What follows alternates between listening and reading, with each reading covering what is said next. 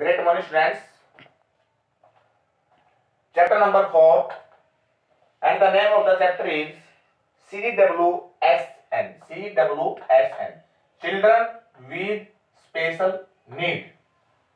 ऐसी जो शिक्षा जो विशेष आवश्यकता वाले बच्चों के लिए होती है उसको बोलते हैं CWSN, children with special need. ऐसे बच्चे जिनको किसी विशिष्ट प्रकार की शिक्षा की आवश्यकता होती है ताकि वो भी सभी के साथ समान रूप से अपने आप को या अपने आत्मविश्वास को बढ़ा सके, उनका भी समान रूप से विकास हो सके। ऐसे बच्चों के लिए CWSN ये एक पद्धति है, या इसके अकॉर्डिंग शिक्षा दी जाती है। और ये स्पेशल उन बच्चों के लिए होती है जो किसी न किसी प्रकार से डिसऑर्डर या डिसेबिलिटी का शिकार होते हैं, किसी न किसी प्रकार की असमर्थता का शिकार होते हैं, किसी न किसी प्रकार की विकलांगता का शिकार होते हैं। ऐसे बच्चों के लिए विशिष्ट शिक्षा का आयोजन किया जाता है।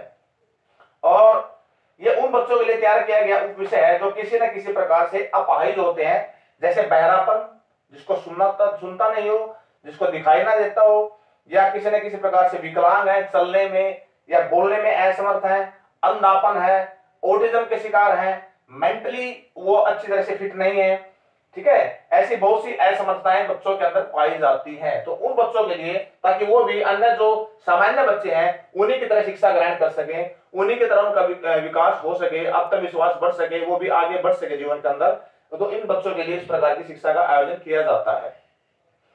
सभी स्कूलों को इन बच्चों को समय की योग्यताओं के विकास हेतु अवसर प्रदान करने चाहिए, जिसके लिए संबंधित सेवा तथा विशेष शिक्षा की आवश्यकता होती है।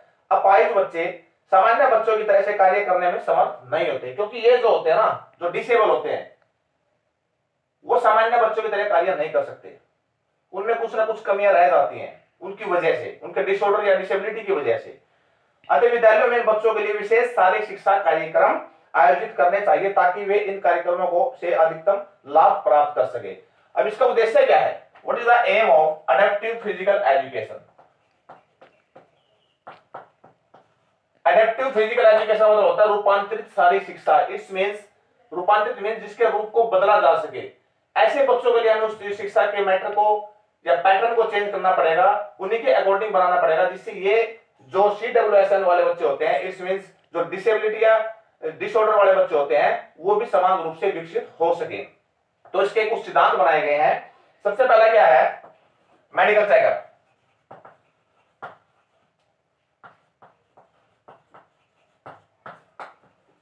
जब भी आप स्कूल में बच्चे एडमिशन लेने के लिए जाते हैं, स्टार्टिंग में सबसे पहला पॉइंट क्या होता है कि उसका मेडिकल चेकअप किया जाए। मेडिकल चेकअप से हम जांच में पता लगा सकते हैं कि इस बच्चे के अंदर किस प्रकार की विकलांगता है, किस प्रकार की असमर्थता है, या बोलने में असमर्थ है, चलने में असमर्थ है, उठने बैठने में असमर्थ है, या मेंटली डेवलपमेंट नहीं है। मतलब मेडिकल चेकअप का होना बहुत जरूरी है। सबसे पहला इसका जो होता है प्रिंसिपल होता है, बेसिक होता है। सेकेंड, कार्यक्रम जो है वो विद्यार्थियों की रुचि पर आधारित होने आवश्यक है। अब मान लीजिए क्लास में दोनों तरह के बच्चे बैठे हैं, प्रोग्राम जो सामान्य बच्चे हैं और जो इस तरह के बच्चे हैं जिनको विशिष्ट शिक्षा की आवश्यकता है, विशेष आवश्यकता वाले हैं, जो चलने में असमर्थ है या सुनने में या देखने में किसी प्रकार से असमर्थ है। तो जो कक्षा में बैठ के हम जो पैटर्न, जो पाठ्यक्रम अध्यापक के द्वारा पढ़ाया जाता है, उनके लिए पढ़ाने का जो कार्यक्रम बनाया जाता है, वो इस पर आधारित हो कि दोनों का समान रूप से विकास हो, ना कि सामान्य बच्चों के लिए सिर्फ हो या स्पेशल इनके लिए हो। तो प्रोग्राम रूपांतरित शारीरिक शिक्षा के कार्यक्रम विद्यार्थियों की रुचि, योग्यता, पूर्व अनुभव और सीमितताओं पर आधारित होने चाहिए। शारीरिक शिक्षा के शिक्षक को सभी कार्यक्रम विद्यार्थियों की योग्यता व रुचियों को ध्यान में रखते हुए बनाने चाहिए। और principle of modification of rules, number 3 जो इसका प्रिंसिपल है, रूल्स, जो नियम होते हैं, जो रूल्स होते हैं ना, ये नियम सरल होने चाहिए, बिल्कुल इजी, लेकिन बाद में इन्हें विद्यार्थियों की आवश्यकता अनुसार बदला जा सकता है। जैसे सामान्य विद्यार्थियों को सीमित अवसर प्राप्त होते हैं, उन्हें अधिक अवसर दिए जा सकते हैं। ऐसे विद्यार्थियों को 1 की बजाय 2 अंक भी दिए जा सकते हैं। इन्हें अतिरिक्त समय में आराम भी उपलब्ध कराया जा सकता है। कहने का तात्पर्य ये है भी हमें दोनों प्रकार के बच्चों को, जो सामान्य है और जो सामान्य नहीं है, किसी प्रकार से विकलांग है, किसी प्रकार से किसी चीज की असमर्थता उनके अंदर पाई जाती है, दोनों को बराबर लेके चलना है, उसके अकॉर्डिंग रूल को चेंज भी करना है। चेंज इसलिए इसको बोलते हैं एडॉप्टिव फिजिकल एजुकेशन, रूपांतरित शारीरिक शिक्षा इसलिए कहते हैं ताकि हम कुछ ना कुछ इसमें चेंज करते रहें, जो उनके लिए भी और दूसरों के लिए भी। विभिन्न प्रकार की सूचना पर योजनाओं का प्रयोग किया जाना चाहिए। ए variety of instruction strategies should be used. सारी शिक्षा के शिक्षक को विभिन्न सूचना पर योजनाओं का प्रयोग करना चाहिए, जैसे शाब्दिक शब्द बोल के, जो सुनने वाले हैं जो दिखाई नहीं देता वो सुन के समझ सकते हैं, दृश्य जो सुन नहीं सकते वो देख के समझ सकते हैं, समकक्ष शिक्षा के द्वारा विशेष विद्यार्थियों का शिक्षण ताकि सूचनाओं को प्राप्त कर सके। मतलब कि उनको चाहे किसी भी माध्यम से कोई भी चीज हमें यूज करनी पड़े उनके लिए इस प्रकार का प्रोग्राम हो, ऐसे नियम बने, ऐसा सिस्टम हो जो उनके अकॉर्डिंग हो और जिसको वो अच्छी प्रकार से समझ सके और अपने आप को विकसित कर सके। विकास तथा वृद्धि का सिद्धांत, principle of growth and development, principle of growth and development.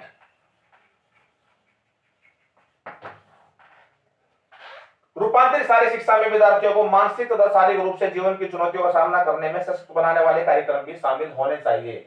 उनका वृद्धि विकास होना बहुत जरूरी है। इन कार्यक्रमों में मनोवैज्ञानिक विकास कौशल जैसे पहेली, संकेत भाषा, व्यक्तिगत पहचान कौशल आदि शामिल होने चाहिए। तो इस प्रकार के नियम, ये कुछ सिद्धांत रूपांतरित शारीरिक शिक्षा के जो बहुत ही जरूरी है, विशेष आवश्यकता वाले बच्चों के लिए तो बहुत ही इनका महत्व है और ये सिद्धांत इस बेस पे होने चाहिए।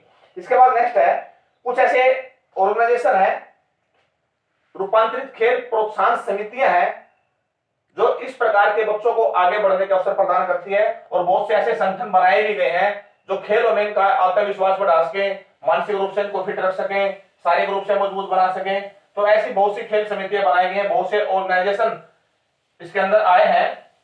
अब हम उनके बारे में बात करेंगे। सबसे पहले है स्पेशल ओलंपिक भारत। क्या है स्पेशल ओलंपिक? ये खेल कार्यक्रम है सभी। Special Olympic Bharat, special Olympic Bharat जो है अंतरराष्ट्रीय स्पेशल ओलंपिक द्वारा मान्यता प्राप्त है। देखिए यहाँ पे बात हुई है स्पेशल ओलंपिक, और स्पेशल ओलंपिक उनके लिए होते हैं जो किसी न किसी प्रकार से विकलांग होते हैं, असमर्थ होते हैं, ऐसे खिलाड़ियों के लिए इनका आयोजन किया जाता है। एक होते हैं ओलंपिक, एक ग्रीष्मकालीन ओलंपिक, विंटर ओलंपिक, और एक होता है जिसको बोलते हैं हम समर ओलंपिक। समर ओलंपिक में जैसे हमारे हर 4 साल के बाद होते हैं, मैंने लास्ट चैप्टर में जो है ओलंपिक के बारे में आपको बताया भी था एक वीडियो में, और उसमें सभी खिलाड़ी भाग लेते हैं, ऐसे विकलांग उसमें भाग नहीं लेते। इनके लिए अलग से विशेष प्रकार के खेलों का आयोजन होता है जिसमें स्पेशल ओलंपिक भारत भी एक है। ठीक है, और स्पेशल ओलंपिक भारत की शुरुआत जो है यूनिस कैनेडी ने की थी। किसने की थी? यूनिस कैनेडी ने, और ये शुरुआत की थी 1987 में। ये एक नंबर के बहुत इंपोर्टेंट क्वेश्चन आपके 1 मार्क्स के एमसीक्यूज के लिए बहुत इंपोर्टेंट है। तो जो भी आप इस चैप्टर को रीड करोगे अच्छे से आपने रीड करना है, बिल्कुल डिटेल में, बिल्कुल डीपली इसको अच्छे से रीड करना है। और स्पेशल ओलंपिक इंडिया के रूप में इसको स्थापित किया था 2001 में। इसे 34,546 रजिस्टर्ड खिलाड़ियों के द्वारा ओलंपिक भारत में बदल दिया गया। एयर मार्शल डेंजर किलर के चेयरशिप के तहत स्पेशल ओलंपिक भारत बहुत सी ऊंचाई को छू रहा है। वर्तमान में यह 8,50,000 खिलाड़ियों वाला सर्वोत्तम कार्यक्रम है। स्पेशल ओलंपिक भारत में राष्ट्रपति को प्राप्त कर दिया है। अब यह भारतीय खेल अथॉरिटी का युवा खेल कार्यक्रम मंत्रालय द्वारा मान्यता प्राप्त है।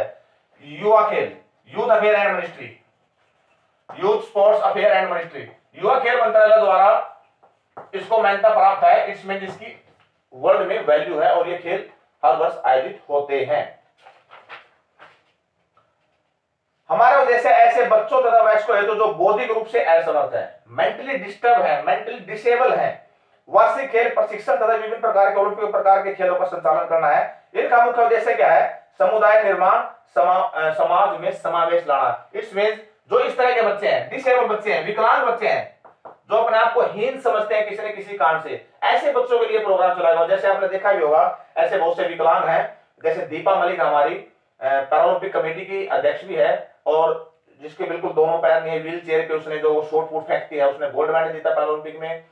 और देवेंद्र झांझड़िया है जिसने भाला फेंक में जीता है। ऐसे बहुत से खिलाड़ी हैं, विदेशों के अंदर भी हैं। अब ये पूरा एक जो है संगठन बना हुआ है स्पेशल ओलंपिक भारत, जिसमें ये हर वर्ष ये खेल आयोजित किए जाते हैं, और बहुत से खिलाड़ी बहुत से देशों के खिलाड़ी भाग लेते हैं जो अपने आप को प्रूव भी करते हैं अभी हम किसी से कम नहीं है। भले ही हमारे हाथ नहीं है, पैर नहीं है, या हमें देखने में असमर्थ है, या सुनने में असमर्थ है, बधिर है, कुछ भी है, तो ऐसे बच्चों के लिए या ऐसे वयस्कों के लिए, ऐसे खिलाड़ियों के लिए स्पेशल ओलंपिक भारत की स्थापना की गई है। विशिष्ट ओलंपिक एक खेल संगठन जो बौद्धिक विकार तथा शारीरिक असमर्थता युक्त बच्चों वयस्कों के लिए कार्य करता है। यह 172 देशों में से 5 मिलियन खिलाड़ियों तथा एकीकृत खेल पाठन को वर्ष के दौरान प्रशिक्षण और प्रतिस्पर्धा प्रदान करता है।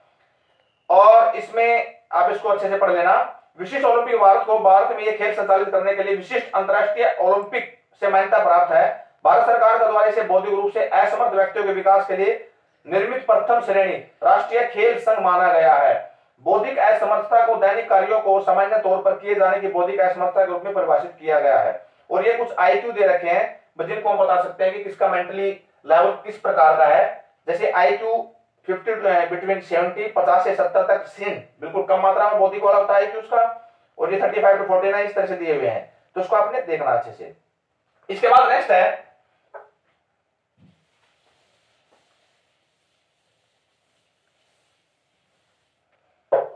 पैरालंपिक। क्या है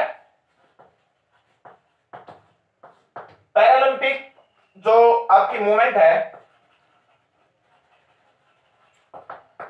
जिस प्रकार से ओलंपिक खेलों की शुरुआत हुई थी, इसी प्रकार से पैरालंपिक खेलों की शुरुआत की गई है। इसमें ओलंपिक में सामान्य खिलाड़ी भाग लेते हैं, इसमें वो खिलाड़ी भाग लेते हैं जो किसी न किसी प्रकार से विकलांग है। जैसे हम बात कर रहे हैं अभी भाई, ये जो खेल कार्यक्रमों का आयोजन किया जा रहा है, ये किसी न किसी प्रकार से विकारों से ग्रस्त होते हैं, चाहे वो मेंटली है, फिजिकली है, किसी भी तरह से है, ठीक है, चलने में, बोलने में, देखने में, सुनने में समर्थ है। तो ऐसे ही खिलाड़ियों के लिए एक सेकंड जो संगठन आयोजित किया गया, जो समिति बनाई गई, वो थी पैरालंपिक मूवमेंट, पैरालंपिक खेल समिति या पैरालंपिक आंदोलन। पैरालंपिक शब्द जो है ग्रीक भाषा से है। किस भाषा से लिया गया है? ये इसकी लैंग्वेज है ग्रीक, ग्रीक भाषा से लिया गया है। और इसका अर्थ है खेलों के समांतर है, तथा ये वर्णन करते हैं कि किस प्रकार दोनों आंदोलन साथ साथ चलते हैं। और पैरालंपिक में पैरा का शब्द का जो अर्थ होता है वो होता है के अतिरिक्त। क्या होता है? के अलावा या के अतिरिक्त, जो ओलंपिक शब्द से बना है। 1982 में 4 अंतरराष्ट्रीय संगठनों ने संसार में विकलांगों के लिए खेल समिति निर्मित करने की आवश्यकता को महसूस किया और मूल तौर पर आईसीसी का गठन, बिस्रा आईएमजी अंतरराष्ट्रीय जो ये काउंसलिंग कमेटी थी, इसका गठन किया गया था। इसमें 4 संगठनों ने भाग लिया था। और फिर उसके बाद 1986 में बधिरों के लिए, जो सुन नहीं सकते, जो बधिर होते हैं, जो सुन नहीं सकते, उनके लिए कमेटी का गठन किया गया, जिसको बोलते हैं CISS। इसका गठन किया गया। और 29 जुलाई 1948 को लंदन ओलंपिक 1948 के शुभारंभ महोत्सव के दौरान डॉक्टर गुटमैन ने व्हील चेयर खिलाड़ियों के लिए पहली प्रतियोगिता का आयोजन किया। ये भी एक नंबर का क्वेश्चन है। फिर डॉक्टर गुटमैन ने व्हील चेयर की एक सबसे पहले टूर्नामेंट आयोजित की थी इस तरह के खिलाड़ियों के लिए जो व्हील चेयर पर बैठ के खेल सकते हैं, क्योंकि ये विकलांग है। वो कहां की थी? 1948 में। और कहां पे? लंदन में। धीरे धीरे ये सिस्टम आगे बढ़ता चला गया। और उसके बाद 1960 में इटली के अंदर, रोम के अंदर सबसे पहले पैरालंपिक खेलों की शुरुआत की गई। तो सबसे पहले पैरालंपिक खेलों का आयोजन कहां हुआ? इटली में, रोम में। और कब इसकी शुरुआत हुई? 1960 में। इसमें से 2-3 क्वेश्चन अच्छे निकलते हैं, ये ध्यान रखना है। ये सभी विकलांगों के खेलों के संदर्भ में अंतरराष्ट्रीय कार्यक्रम संगठन का गठन किया गया ताकि इन खेलों के खिलाड़ियों की समस्याओं का अध्ययन किया जा सके। इसके परिणाम स्वरूप 1964 में विकलांगों के लिए अंतरराष्ट्रीय खेल संगठन IOSD, इंटरनेशनल ऑर्गेनाइजेशन ऑफ ये डिसेबल्ड स्पोर्ट्समैन, इसका उद्देश्य खिलाड़ियों को अवसर प्रदान करना था जो स्ट्रोक मेडविल गेम से नहीं जुड़ पाए। जो व्हील चेयर गुटमैन का जो ये नाम था, इन खेलों को बोलते हैं स्ट्रोक मेडविल के नाम से जाना जाता है। स्ट्रोक मेडविल इस नाम से भी इनको जाना जाता है, जिसमें दृष्टि से संबंधित अपाहिज व्यक्ति, अपंग व्यक्ति, लकवाग्रस्त तथा जिसको अंतराकाल जिसको बोलते हैं, अभी इसको पैरालाइज हो गया, इस तरह के खिलाड़ी इसमें भाग लेते हैं। इसके बाद नेक्स्ट एक ऑर्गेनाइजेशन आया, इसी के साथ साथ में था, वो स्पेशल था उन ऐसे खिलाड़ियों के लिए जिसको बोलते हैं डीफ ओलंपिक। क्या बोलते हैं? डीफ ओलंपिक, जिसको बोलते हैं बधिर ओलंपिक। ये बधिरों के लिए है। किसके लिए? ये बधिरों के लिए। इसे worlds game for the deaf के नाम से जाना जाता है। Worlds games for the deaf. अगर कोई आपसे ये पूछे भाई बधिर ओलंपिक का या डीफ ओलंपिक का दूसरा नाम क्या है, तो worlds game for the deaf, इसके नाम से इसको जाना जाता है। यह प्रतिष्ठित स्तर पर अंतरराष्ट्रीय ओलंपिक समिति के द्वारा बधिर खिलाड़ियों के लिए आयोजित किया गया इवेंट है। यह स्पेशल बधिरों के लिए होता है, ना कि किसी और के लिए। यह खेल आवाज के द्वारा निर्देशित नहीं किया जा सकता, जो सुनने में असमर्थ होते हैं। यह खेल जो है आवाज के द्वारा इसको नहीं चलाया जा सकता। इसमें क्या होता है, डीप ओलंपिक प्रत्येक 4 वर्ष बाद आयोजित किए जाते हैं और इन खेलों में भाग लेने वाले खिलाड़ियों को या प्रतिभागियों के श्रवण संबंधी समस्याएं आती हैं। इन खेलों की आरंभ करने के लिए निश्चित नियम अपनाए जाते हैं। उदाहरण के तौर पर जैसे फुटबॉल का अगर गेम ये खेलते हैं तो रेफरी क्या करता है, सीटी नहीं बजाता वो, बल्कि झंडे को हिला के ऐसे झंडा हिलाता है, मैच आपका शुरू हो गया है, ये उसके रूल्स बनाए गए हैं। हिला के दर्शक भी जो तालियां नहीं बजाते, हाथ हिला के खिलाड़ियों का अभिवादन करते हैं, उनका सम्मान करते हैं। और सीटी की बजाय एक रोशनी से इसके जो खेल को आरंभ किया जाता है, टॉर्च जला के ऐसे भी खेल स्टार्ट है, क्योंकि सीटी की आवाज इनको सुनाई नहीं देती। तालियों की आवाज इनके सम्मान के लिए, जो खिलाड़ियों को हौसला बढ़ाने के लिए बजाई जाती है दर्शकों के द्वारा, वो इनको सुनाई नहीं देती, इसलिए इसमें आवाजों का प्रयोग नहीं किया जाता। इन खेलों में दर्शक तालियां नहीं बजाते बल्कि दोनों हाथ हिलाते हैं। बधिर ओलंपिक को अंतरराष्ट्रीय साइलेंट गेम के नाम से भी जाना जाता है। इंटरनेशनल साइलेंट गेम, इसके नाम से इसको जाना जाता है। अभी इसी में 3 क्वेश्चन आपके निकल गए। डीफ ओलंपिक का दूसरा नाम worlds game for the deaf और साइलेंट गेम्स के नाम से इसको जाना जाता है। और ये जो है प्रथम ग्रीष्मकालीन डीफ ओलंपिक जो है सबसे पहले 1924 में पेरिस में, जो कि फ्रांस में है, वहां पे इनका आयोजन हुआ था। फ्रांस के अंदर 1924 में हुआ था इनका आयोजन। ये भी आपका 1 नंबर का क्वेश्चन बनता है। और ये प्रत्येक 4 वर्ष के बाद इनका आयोजन किया जाता है। और यह प्रथम अंतरराष्ट्रीय खेल था जो असमर्थ युक्त खिलाड़ियों के लिए आयोजित किया गया था। इन खिलाड़ियों ने डाइविंग, शूटिंग, टेनिस, ये इसमें बहुत से खेल शामिल किए गए हैं। और पिछले ओलंपिक दिसंबर 2019 में हुए, जो इटली के सिंड्रियो प्रांत में हुए थे, इन खेलों में उपराष्ट्रपति 6 खेलों में 36 के साथ भाग लिया। तो इस प्रकार से डीप ओलंपिक का लोगो चिन्ह ओलंपिक लोगो पर आधारित है। इस चिन्ह के केंद्र में वृत्त नेत्र का प्रतीक है, जो इसका मोटो होता है ना, लोगो होता है।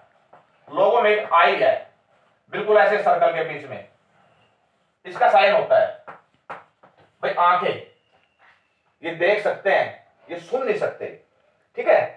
तो इन खेलों में कुछ निश्चित नियमों का पालन करना अति आवश्यक होता है। जैसे बधिर ओलंपिक खेलों में रेफरी कभी सीटी का प्रयोग नहीं करते, सीटी के स्थान पर झंडा का प्रयोग करते हैं। वो मैंने आपको बता दिया है, क्योंकि इनको सुनाई नहीं देता, ये सिर्फ देख सकते हैं। इसके बाद ऐसे बच्चों के लिए जो विशेष आवश्यकता युक्त वाले बच्चे होते हैं, उनमें इस प्रकार की कमी है, उनको दूर करने के लिए कुछ और भी विशेष कार्यक्रम भी चलाए गए हैं। बहुत से खेलों का आयोजन किया भी जाता है, जिसमें खिलाड़ी बढ़ चढ़ के भाग लेते हैं, ताकि इनके अंदर किसी प्रकार की आत्मविश्वास की कमी ना हो, इनका पूर्ण रूप से वृद्धि और विकास हो, शारीरिक रूप से, मानसिक रूप से, सामाजिक रूप से इनका भी स्टैंड बना रहे। तो ऐसे बच्चों के लिए विभिन्न पेशेवरों की आवश्यकता भी होती है। इनके लिए बहुत से सलाहकार भी नियुक्त किए जाते हैं, व्यावसायिक जो प्रोफेशनल भी होते हैं, जैसे थेरेपिस्ट है, फिजियोथेरेपिस्ट है, शारीरिक शिक्षा शिक्षक है, वॉक थेरेपिस्ट। तो ऐसे बहुत से बच्चों के लिए पेशेवर जो प्रोफेशनल होते हैं, जैसे एक अपना है special education council, special educational counsellor. Counsellor कौन होता है? जो बच्चों की काउंसलिंग करता है, भी बच्चे के अंदर एबिलिटी कितनी है, इसकी मेंटली डेवलपमेंट कितना है, इसकी सोच कैसी है, उसके आव भाव को देख के वो काउंसलिंग कर सकता है कि इस बच्चे के अंदर किस प्रकार की कमी है या नहीं है, या कितनी मात्रा में है।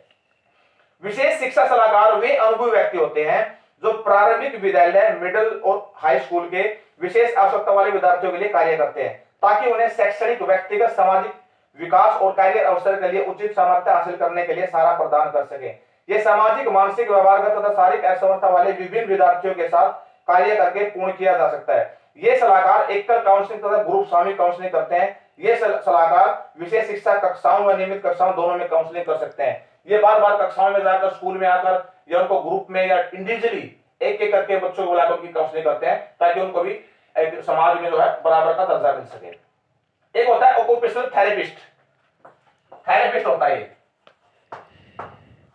ऑक्यूपेशनल व्यावसायिक थेरेपिस्ट होता है ये, और इसका काम क्या होता है, ऐसे बच्चों के लिए सारी थेरेपी, व्यावसायिक थेरेपी जिसको बोलते हैं ओटी, बच्चों को समर्थ हासिल करने में महत्वपूर्ण भूमिका निभाते हैं। व्यावसायिक थेरेपिस्ट उत्कृष्ट गामक कौशल, ज्ञानेंद्रियों, क्रियाओं, दृश्य कौशलों, समय की देखभाल संबंधी ये बताता है आप अपनी देखभाल कैसे कर सकते हो, अपने आप को कैसे फिट रख सकते हो, अपने आप को किस प्रकार से बीमारी से बचा कर रख सकते हो, इसका काम है।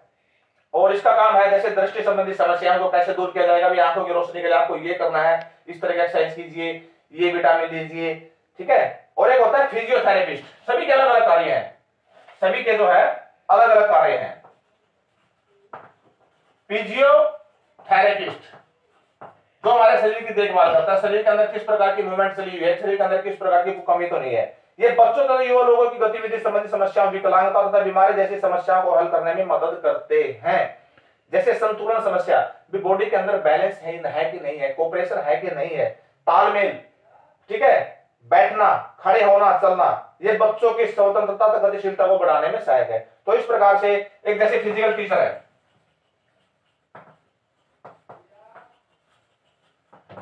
फिजिकल टीचर का भी यही काम होता है भाई वो इस प्रकार के कार्यक्रम बनाए बच्चों के लिए जिसमें समान रूप से वो प्रतिभागी हो सके, ठीक है।